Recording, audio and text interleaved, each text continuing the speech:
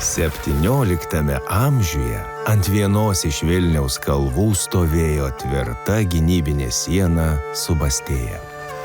Deja, miesto nepavyko apsaugoti nei nuo kazokų ir maskvėnų žiaurumo, nei nuo vėliau užklupusio bado ir maro.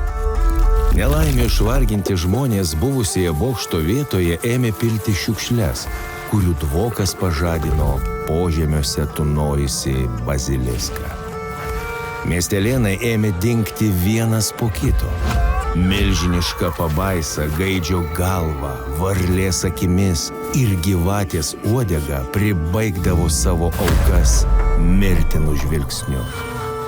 Daug kas svarstė, kaip nugalėti baziliską, kol galiausiai kuklus amatininko mokinys pasidalino savo idėją. Padarykime taip, kad pabaisa pati save nugalėtų.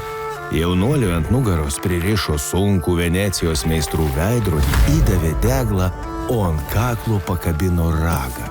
Įžengęs į dvokiantį urvą, jaunuolis rado miegančią pabaisą. Nusiėmęs veidrodį, apšvietė jį deglu. Pabudęs baziliskas veidrodyje išvydo savo žudantį žvilgsnį.